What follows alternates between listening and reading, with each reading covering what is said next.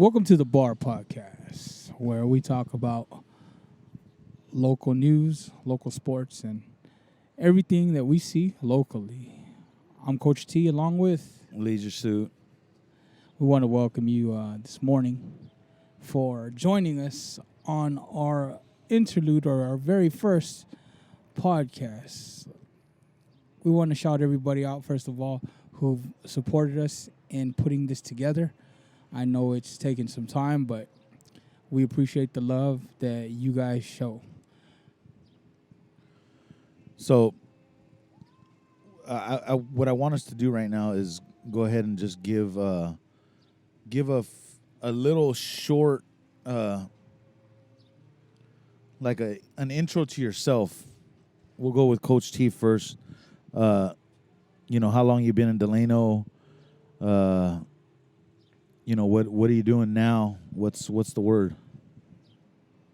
I lived in Delano, bro, for 44 years, as I am 44 years old. I actually did a stint in Bakersfield for a few months. Bro? A few months, bro. We did a few months in Bakersfield, but I did come back.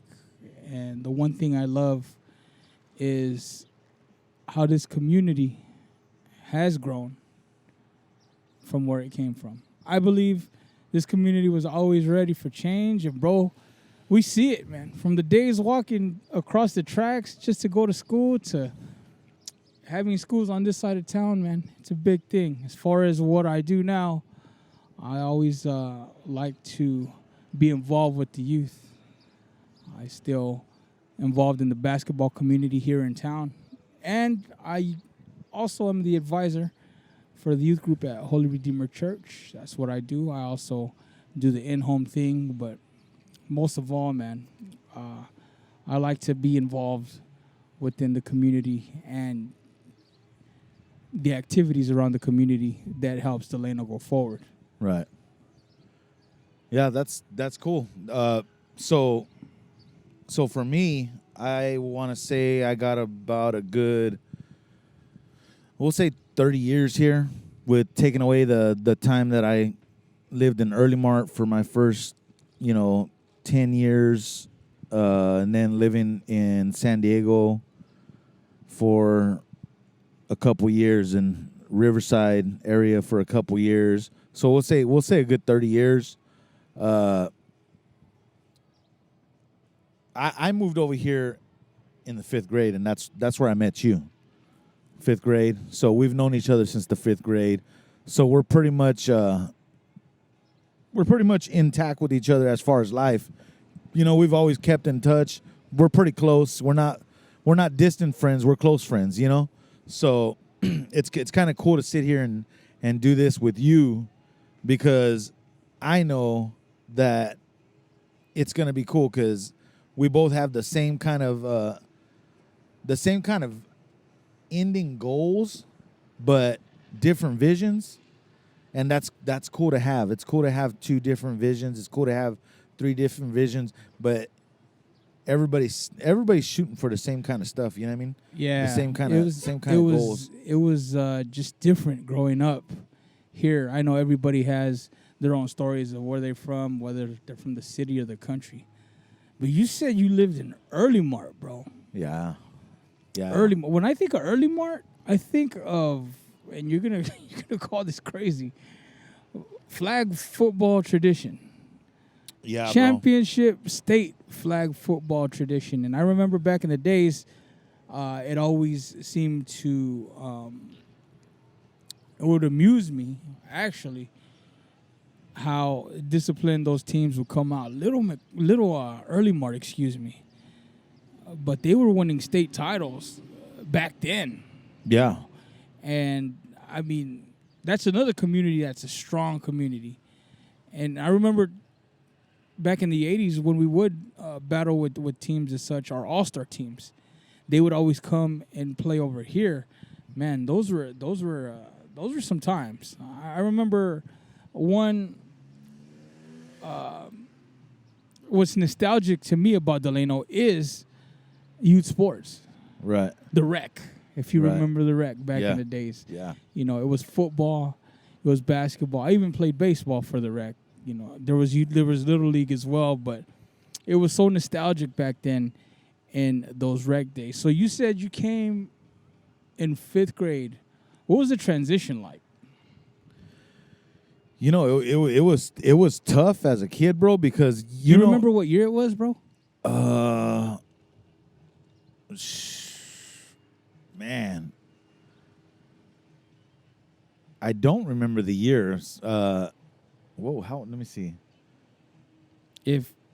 Since we're in the same grade, I'm assuming it was in 88 or 89, one of those years. Yeah, it was about there 88, 89 because yeah, bro. How was the transition? Do you So- remember? So here's what makes it tough, bro. And you know this. Back in those days, it was very territorial. You know, like everybody in Delano knew everybody in Delano. Everybody in Early Mart knew everybody in Early Mart. And guess what? Everybody from Delano knew who was from Early Mart. You know, everybody in Early Mart knew who was from Delano. You know, so my thing is I got in a little bit of trouble at school, and it was becoming a problem. Okay, which my mom thought it was probably best to move me schools because I had basically gotten kicked out of school at in like the beginning of the 5th grade, right in the beginning, just starting. So she was like, "Hey, let's just go to Delano. It's down the street. You know, like it's not far. Let's go where you're going to Delano. Everybody's going to go to school in Delano." So we move over there. Well, we didn't move, but we moved schools, me and my sister. And the hard part was being accepted by the kids in a new town with new people. I had family, you know, I had a cousin there, and he was like introducing me, you know, to people. And then, you know, of course, when you get in your classes and stuff, and you go to like your breaks and stuff, and you're out there, you know, mingling with the kids, you get to make friends, you know. But it was hard being accepted because I was from Early Mart. You feel me? You understand? Yeah. Like, I totally do. that was and I remember rough. I don't know if we're just cut from a different cloth, but I remember back then when you are from a fairly small town, I should say, you're going to go to fairly small schools. Right.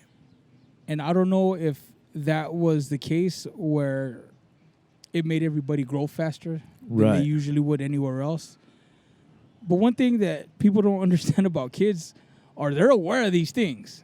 Yeah. Like if there's a new kid in school, Oh yeah. everybody knows. Oh yeah. And I don't know about now, but for some reason back then, everybody would pay attention. Yes. It would be, I could imagine it would be very awkward because it's nature for somebody who's in a new surrounding. Right. But for everybody else, it was intense. Very.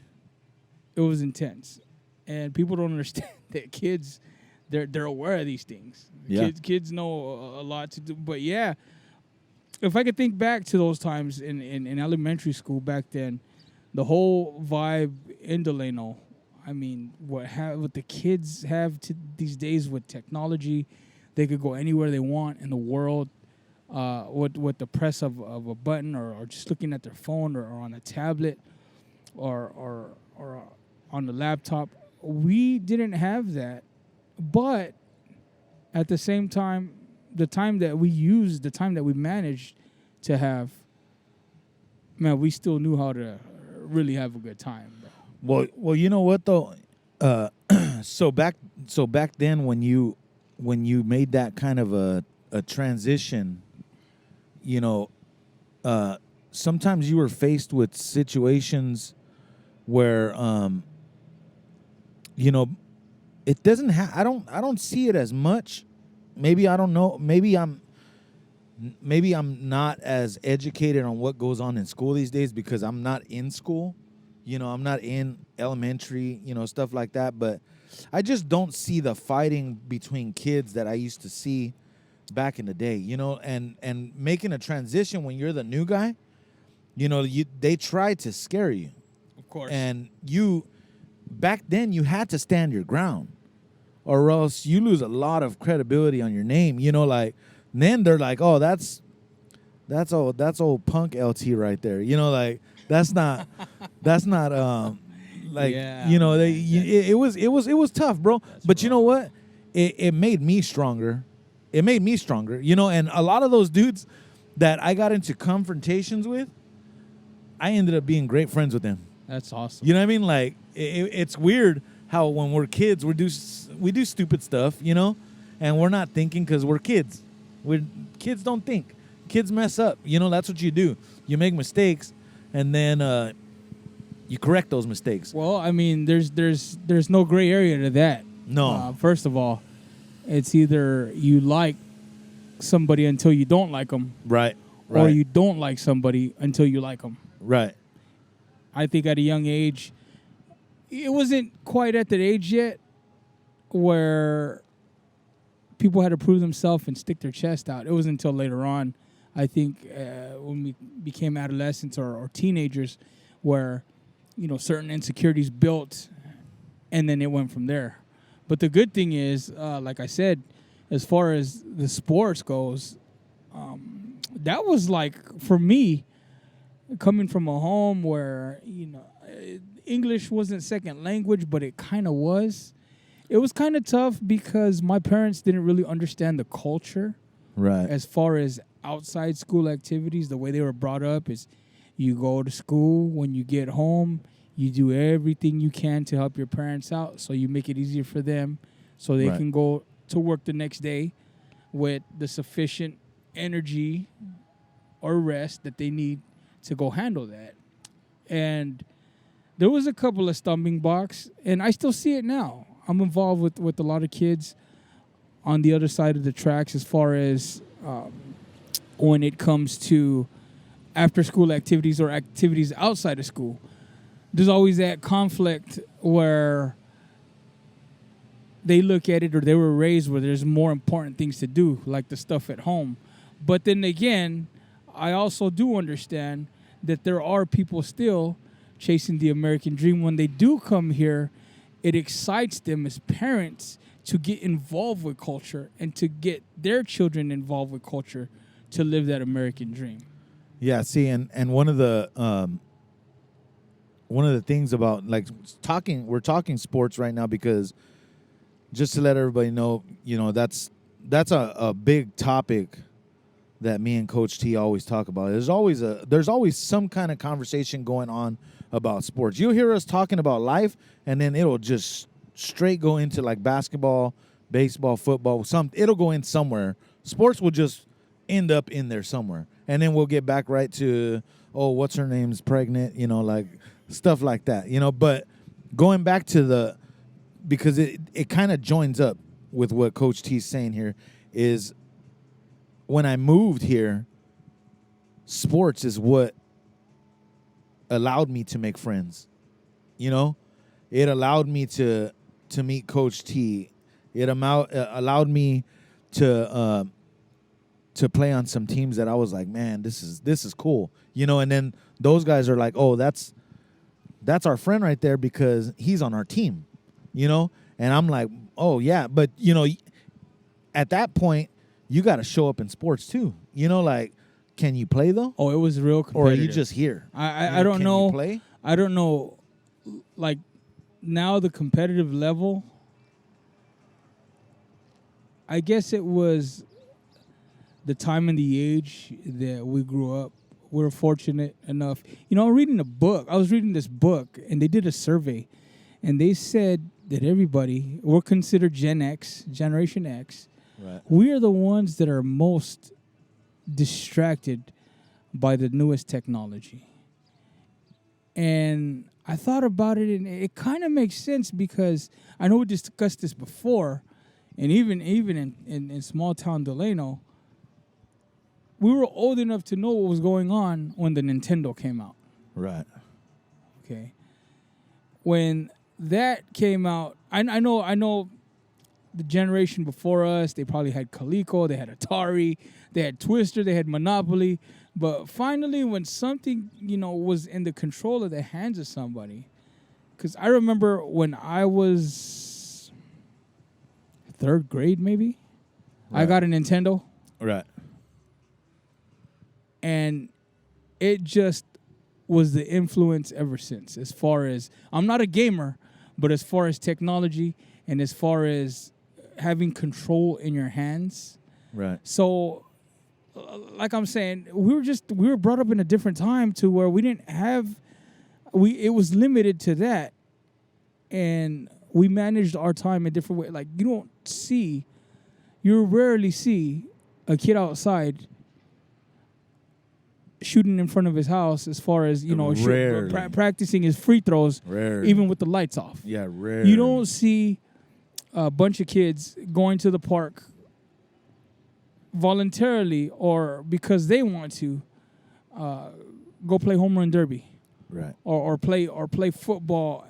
At the park, how we did. We used to play tackle football almost every Saturday. I remember, I had a buddy that used to come knocking on my door, and the thing was, when you were a kid, you couldn't say no. Right. Because you wanted to follow with the crowd, or you had pride when it came to how good you were in that capacity. Right. So it's sports was different. The beauty of it is a lot of people that are our age and that are older in our community are still involved. Yeah. Well, And it's for me and you, we've been involved in community through sports for a long time. You earlier than I was, but then you allowed me to come in with you on certain things, and then all of a sudden, I'm doing my own thing. Like you're doing the basketball thing, I'm doing the football thing. And it's like you said though, you don't see the kids out there playing, but it's a different time too, man. Like I see drivers driving down streets like maniacs, and kids people getting run over is a real thing. Like it is not.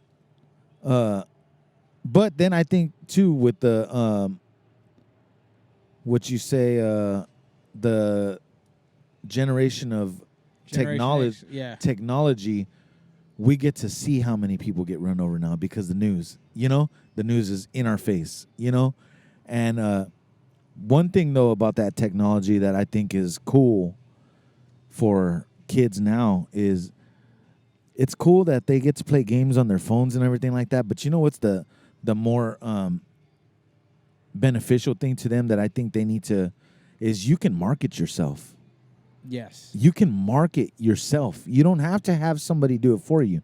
Your dad can take videos of you shooting a basketball, and that can grow into you shooting basketballs on a Saturday night on ESPN at one of these big time colleges. You know what I mean? Well, let me give you a situation. And not everybody has that personality. But I could think if I was a kid and I was completely into social media these days, I could be that person in school who does not talk to anybody at school, be a loner, but on my phone, go live or make a video and talk to everybody else or the rest of the world, not just the Right. people around me. Yeah, right. Or if people wanted to see exactly what I had to say or my opinion on things or what I do next, they would have to tune in.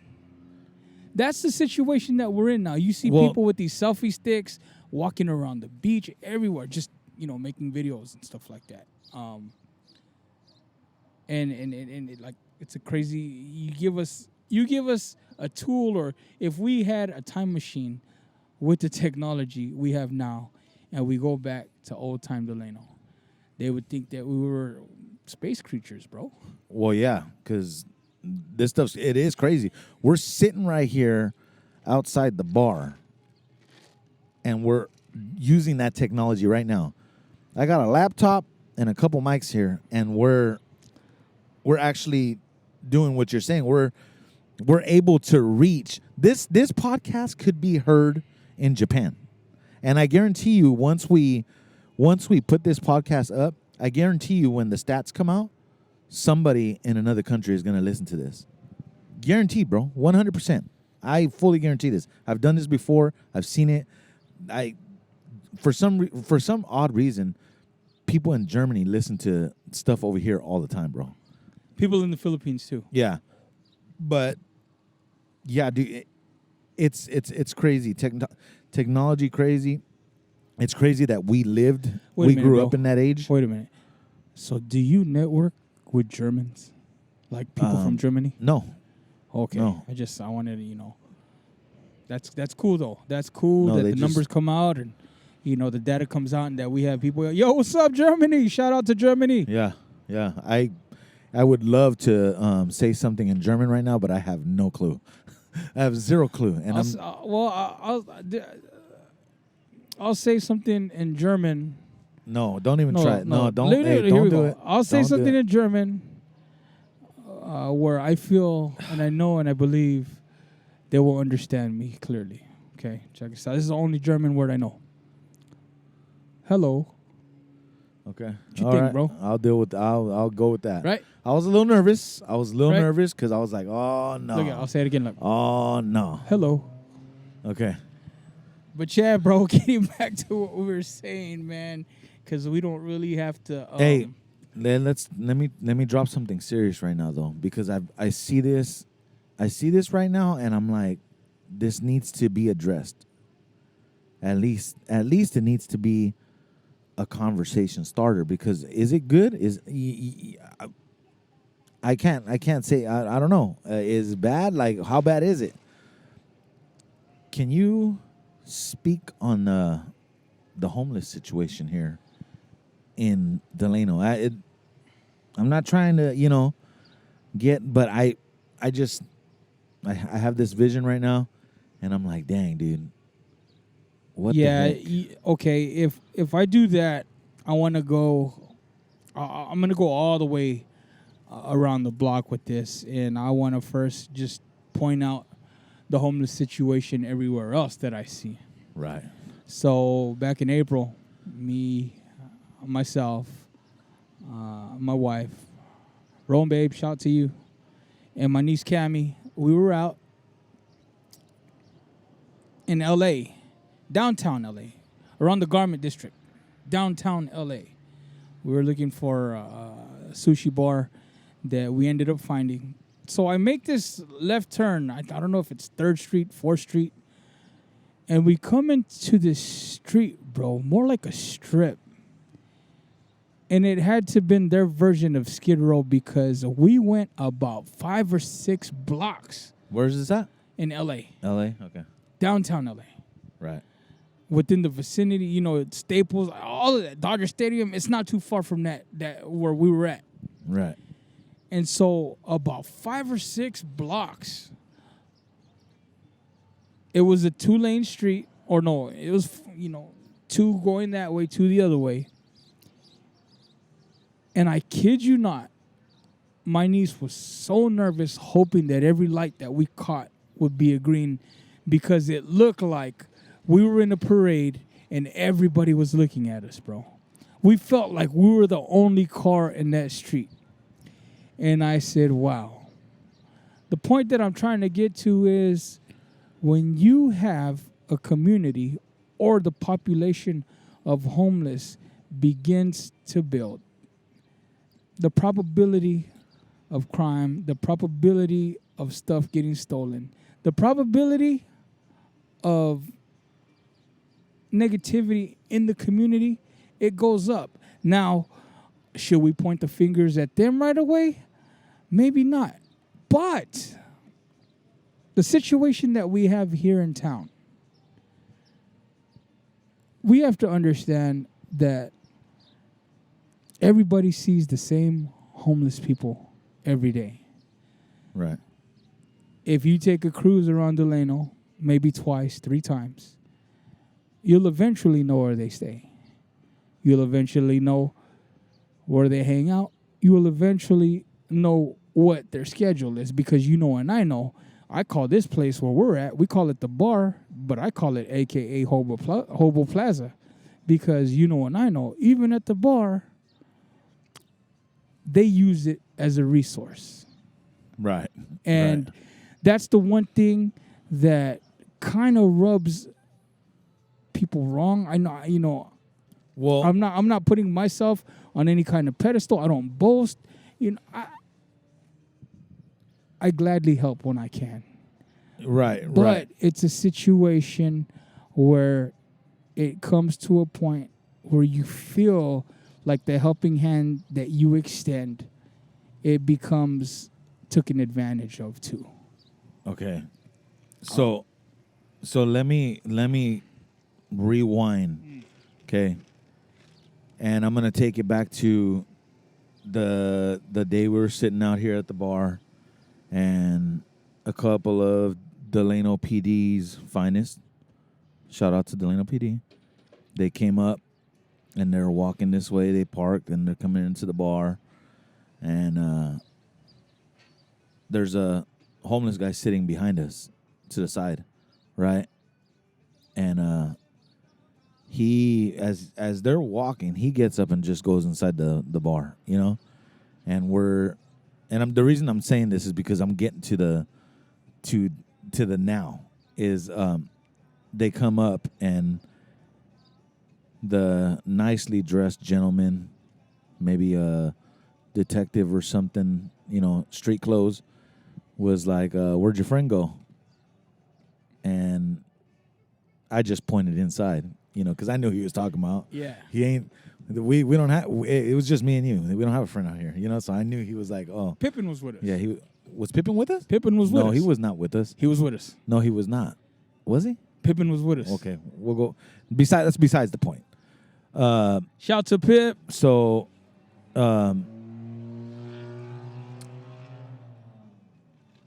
he comes back out. The homeless guy comes back out, and he's sitting over there behind us again, right? Then the cops come back out, and you addressed the situation, and you're like, "Hey, sir, so how do we solve this problem?" And then he's like, didn't really have an answer, but Didn't have an answer. But he did address him, and he was like, where are you from? I remember that. The dude said he was from Visalia, right? And he's like, and you're in Delano? What are you doing in Delano? Is this just a stop or what? And he's like, yeah, And then the cop, detective, nicely dressed gentleman says, You're pissing my boss off, man, over here at the construction site, and we're like, and one of the things you said to me as they walked away after they dealt with him, and he said, have a good day, and they take off. You asked me, the question was, so was that necessary, bro, or what? Like, I remember that. And at that point, I was like, that was wrong. Yeah, he kind of like. I was like, that was wrong. I was like, dude, he didn't have to get at him like that, But now, let's fast forward a couple weeks, okay? Because now I've had a couple weeks to deal with homeboy, right here. Our friend. Yeah, our friend. I've had a couple weeks to deal with our friend here at the bar, And now I'm like, hey, that guy wasn't wrong. That's right. That's my opinion changed because this guy be pissing me off now, And like you said, this is a place for them to use as a resource, bunch of different resources you can get here at the bar. Well, it's like this. If and I'm just going to try to put myself in their position. If I know for a fact I ain't got nowhere to stay, I know I ain't got no money. And I know for a fact, even if it's just access to the bathroom, where everything is for free. You know what I mean? Right.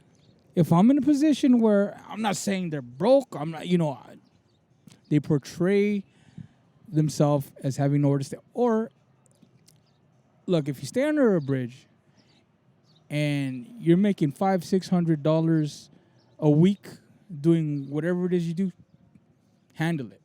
But if the shoe's on the other foot and they ain't got nowhere to stay and they got no money in their pocket, you best believe they know each and every place to go to where they could get something for free. Like I said, even Right. even if it's restroom access, even if it's napkins, even if it's a plug-in for their phone to charge. Right. They got phones, bro. Right.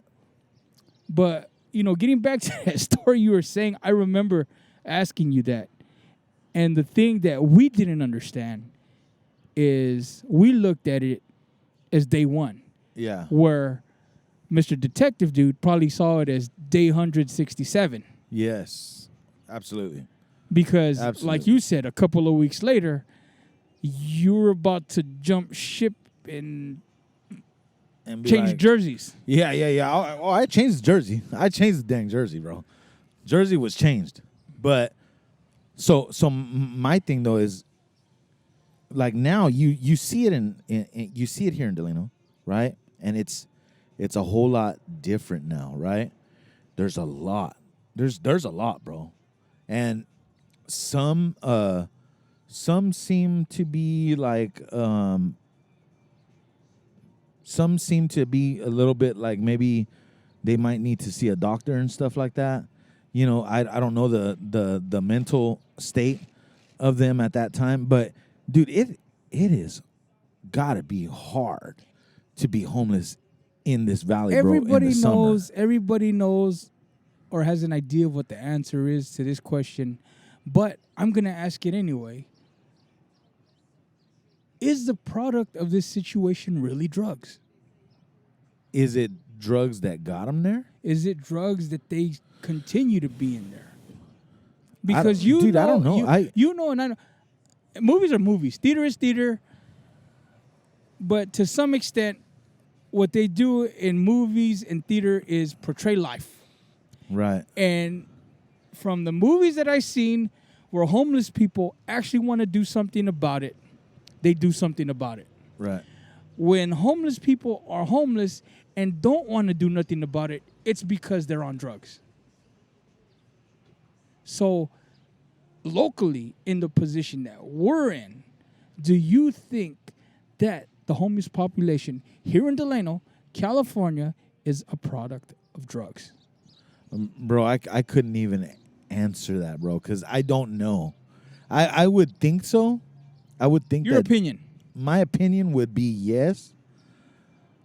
But I do know some homeless people that have ran into situations of like life situations, and it was just too much to handle and they just ended up there.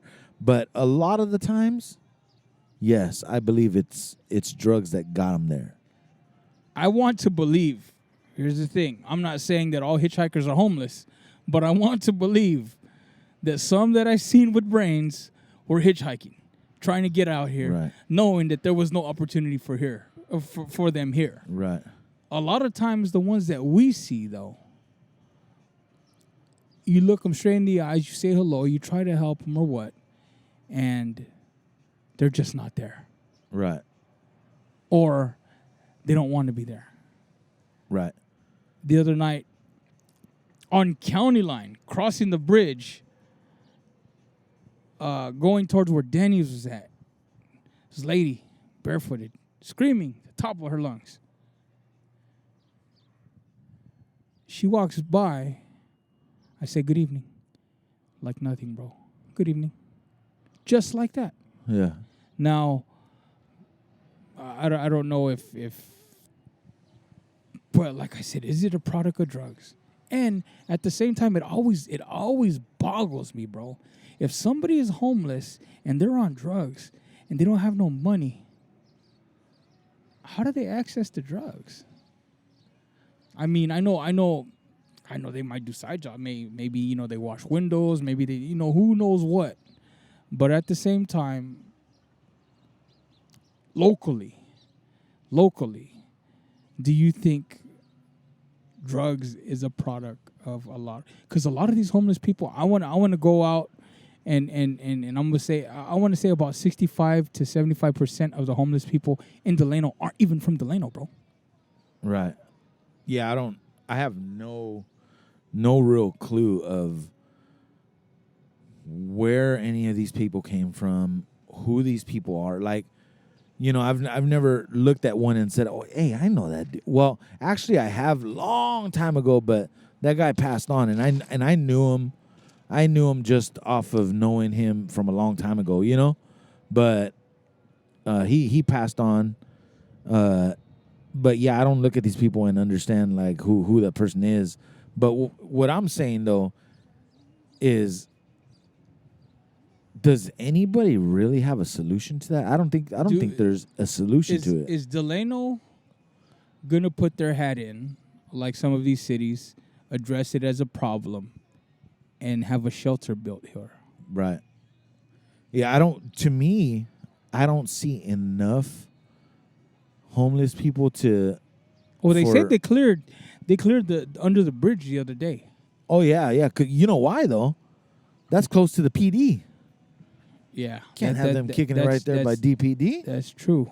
Yeah, I mean that don't look good. Another thing too is one of my friends told me, these don't get it messed up. There's some people out there, they're not even homeless. That's just their trip. Ooh, man. Yeah, we're at the bar where you hear loud trucks going down the ramp because they're headed to the freeway and they got somewhere to be outside of Delano. Yeah. Yeah. Yeah, I don't know, but that situation has grown over the years and it's probably going to grow more, but Delano's growing more, So that happens. It happens, but I want to know some of these places, like when I go to the coast and stuff, why are the homeless not all at the coast? It's easy shower access. Yeah, I mean, like, yeah, it's cool over there. Like, it's not deathly hot over here like it is here. I would just hitchhike and get over there as fast as I can. I ain't got nothing here, There's nothing here. Well, that's what I mean. That's why I asked if drugs are a product of the homeless population here, because I have about, I want to say, a solid 9 years of being a drug addict under my belt in my past. And the one thing, I know some people, everybody has a different outtake, or the substance influences people to act certain ways. I know for a fact that under the influence, the majority of people, they're stuck in their space. And that's why I ask, and that's how I compare. Like, is it really drugs? Because a lot of these people are stuck. Now, you could imagine if people, and you've heard the term beach bums. I'm going to go back. Like you said, it'd be genius to be homeless out there. You figure in a situation like that, if they want to keep their space, they'd have to keep moving. Because one thing about the beaches is those are the tourist spots as far as California goes. Yeah. So you can't just stay in one place if you're a bum or if you're homeless out there. I shouldn't use the term bum, but if you're homeless out there, you got to keep it moving. As to where over here, you could go do what you want. Go take your bird bath, like we assume they take in these stores or these restaurants, and then you could go back in your hole and you could just stay there. Right. Yeah, it's a tough situation for any community to have, because the common person is pretty non-confrontational. Your average person is not gonna be like, get the heck out of here. We don't want, like, they're just gonna, hey, if it's not affecting my house, if it's not if it's not that, to where they're always everywhere I go, like if it's not that bad, the average person ain't gonna, and I think it takes a large number of people to get the right people to listen. I don't know if it's just the position or where we situate ourselves here at the bar to do this podcast. I don't want to say I give them credit, but we have the homeless situation here in town. But a lot of times too, I don't see them like in other cities. You have to deal with panhandlers, and I mean, do you often get hit up by panhandlers when you go to the gas station? As far as the homeless situation is and the population is in Delano, do you get the same amount, or is it a corresponding problem to people panhandling here? I think me personally, I think I have more issues with panhandlers than I do with homeless people. Homeless, like, okay, so we just had one right here that was standing. She's not homeless, bro. Yeah. Oh, she's not homeless? She's not. Oh, really? Yes, that's what I'm saying. Wow. Wow. Some people, because she's local. Yeah, I don't. Yeah. So you know. Okay. Pippin all right. knows her. Oh, okay. All right. Well, dang, I see her like all over the place, bro. Exactly. So I would think she's carrying a shopping cart with clothes, and she took her shoes and socks off right here. I would think, hey, you're homeless, So that's why I bring up the that's why I bring up that's exactly why I bring up the topic of panhandling. Okay, so here's my thing with that though, is the panhandlers, they're asking for money, and they will stay there all day long, bro. And they will ask for and like, I'll give them a couple bucks, like whatever I have right there. That's a couple, But hey, I hate to tell them, but gas is almost $6 a gallon. If not over 6, because people are putting Chevron gas. And you got to keep it real with them, bro. Yeah, bro. If gas is their angle, because that's what it usually is, right? Hey, can I get a buck? Because I want to make it to the gallon. So, I remember a couple of years ago, and I was like, okay, I kind of like figured it out. There was a certain panhandler that would be right here by the Fast Strip, right across the street from the AMPM, across the bridge. Okay. And he was like, hey, man, you got a couple of bucks? My wife, she's in there. We kind of ran out of gas, and,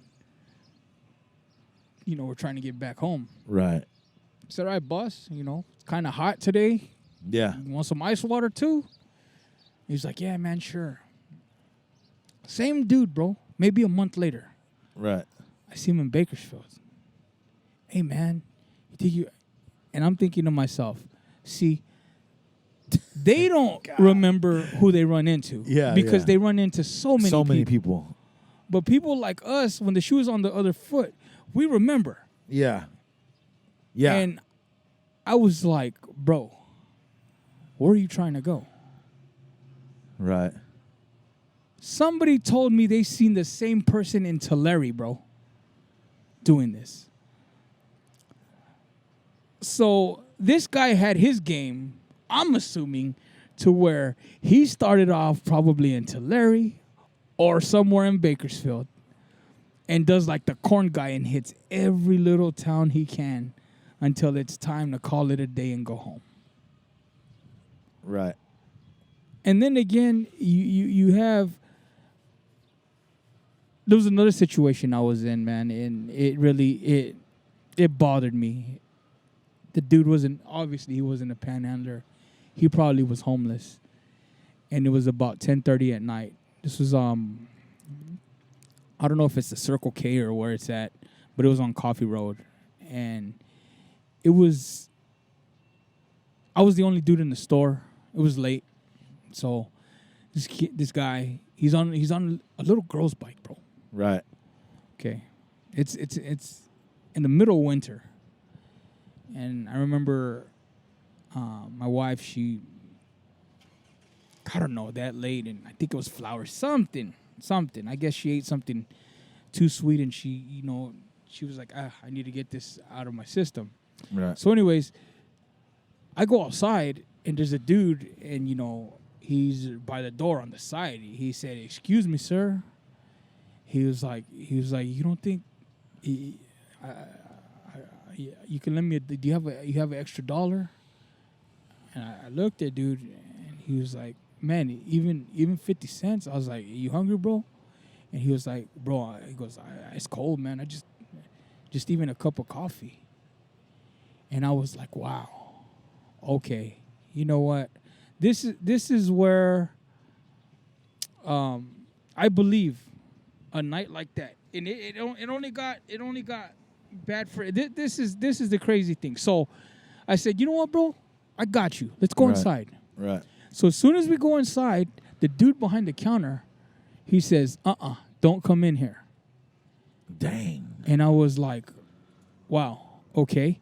He was like, yeah, nah, get out of here. No, hey, dude, sir, don't buy him anything. And Wow. I was like, how are you going to tell me what to do and how to spend my money?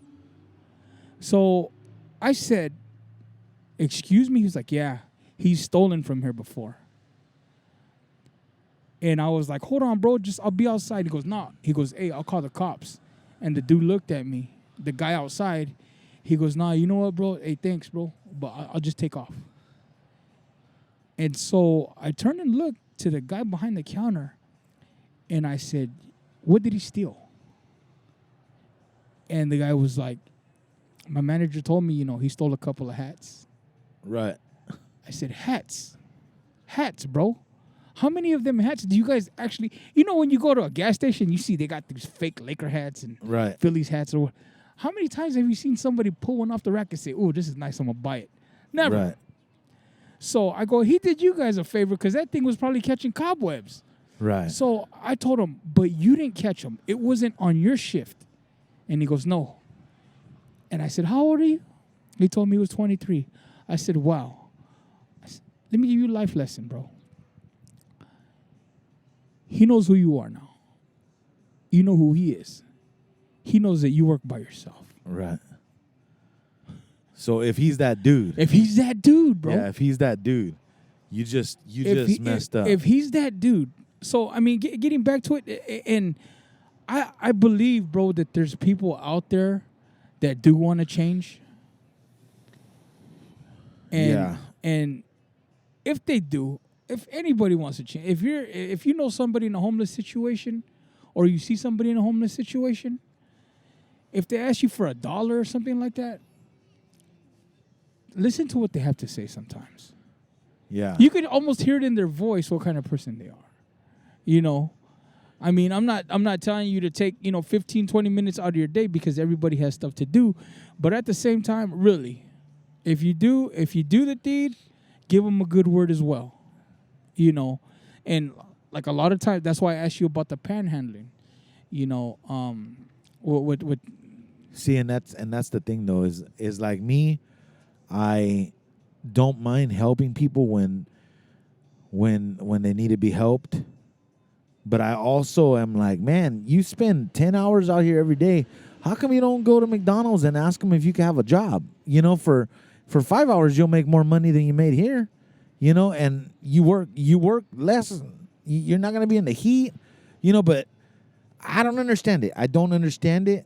And to me, I will never tell somebody, hey, you like, if you can, I guess if you can, you can. But hey, make your own choice. Like you said, maybe you should give some people a listen because some people are falling on hard times. Yeah. And maybe somebody just wants a cup of coffee to warm up. And that's all good. Like those kind of people, you do want to get them a little something to help them out and try to lift them up, The thing is, maybe it's hard. Like how you hear athletes tell analysts, you wouldn't understand because you've never played the game. Never played the All you game. do is talk. Yeah. But the facts on the table, you can still give advice from where you stand or from where you sit. From being the outsider looking in. And my thing is, if you're sophisticated enough to know how to lay your head when you're in a position where you don't have a place to lay your head, you can still have that same place and now include in your situation a job. Right. Until Right. you position yourself to no longer be in the situation where you don't comfortably lay your head Right. and have a job. Right. A lot of times I think too, bro, is these people probably don't have any more papers. That it's hard for them to, how many homeless people do you know, bro? Or matter of fact, it's like we don't know. But it seems to me that if you were to ask them something like, "Hey, do you have your social security card on you?" What do you think they're gonna say? Oh no. No. Do you have ID? Yeah, no. I have nothing. So, do you think people should break the mold? These bigger companies should break the mold and say, you know what? We need to compromise a little more. And we need to do this. Here's my thing is I hear that, but It's not happening. there's assistance programs that Yes. if you need a license, if you need an ID or whatever, the state will help you out, bro. Like there's so many options out there for help, but once you've exhausted all your help too, then you run out of help, and they're like, yo, you're a lost cause because we help you out and you don't do nothing with it, so at a certain point it takes that person, like I'm gonna put my hand out there and I'm gonna pull you so far, but hey, you gotta help me get you up. Like don't expect me to pull you all the way up. Yeah, fool. yeah. Like I'm gonna get you halfway up, but We you have gotta to meet 50-50. Yeah, Because step up on your legs. those days where I'm gonna have to go 53 and you go 47, Right. it's gonna turn into me going 60 and you only going 40. Exactly. So you do have to put in some effort, and that's the thing. It might even be more of a lazy thing too. Like I don't want to do that, like or just going against the grain type thing. I don't want to do that. I don't know, but that seems like a situation that is tough to solve, bro. Tough to solve, so tough. Yeah, so Delano, man, keep your prayers for these people. Also, keep an eye open. Also, never underestimate any ideas that you have. If you have any questions or if you have any suggestions for future content for the Bar Podcast, where could they find us, Leisure? At _ the Bar Podcast on IG. That's pretty much what we're going with right now. You can just send us a message. One thing that I do want to let be known here on the podcast is we're looking at it. We want to talk to everybody that has something. I'm talking about from like people within the city, like city. We're gonna go to city board meetings. We're gonna go to school board meetings. But we also, it's that time right now. It's the summer. All the spring camps are done from football. There's some summer passing tournaments going on right now. So, baseball just finished basically for the high schools. Shout out to RFK for winning that Valley title. They came up a little bit short on state, but hey, another banner. Go Birds. Another banner, bro. Can't knock them. But yeah, if anybody, DT football, RFK football, Cesar Chavez football, hey, we'd like to talk to the staff out there, see what you guys got going on. Hey, everybody's playing in the same division this year, bro. Yeah, it's going to be exciting. Everybody's It's going to playing be the same exciting. division. It's for the first time you're going to see rivalry games Big time. with DT and CC All three. and RFK, and we are looking forward to being there. Right. We're looking forward to being there. I know everybody's excited for this football season coming up, but I know before then, as far as everybody else, they're out to enjoy their summer. I know the young men that are involved with the football right now are working hard. Summer league for basketball is going. Everybody's working hard, and we just want to acknowledge you guys and to put you guys on pedestal or on a bigger, platform to recognize not only your achievements but the progress that is going on, so we can keep Delano informed. So with that, Hold on. Just to make it clear, it's not just high school sports that we're if the Bengals, the Stallions, the Thunder, Delano Little League, Delano Parks and Recreation, anybody that's got anything going on with sports right now, hey, this is the time for that. shoot it. Anybody out there in the community that wants to talk to, maybe there's some topics out there that do need to be addressed. Drop us a message like what are you guys thinking, so we can get on that and we can try and figure out what's going on. But also, hey, sponsorships, guys. This stuff right here costs money. It's not easy to do. It's a lot of work. I want to thank Coach T right here for doing this with me, because this is a thing that we've been talking about for a while, and we haven't got it off until today. This is the first time getting it up. It might be a little rough. We're gonna go back and listen to it and stuff, but you know what? Every time we're gonna try and get better, and we appreciate it. God bless everybody. Coach T, take us home. @us_the bar podcast. We will see you on the next. Everybody stay up. God bless.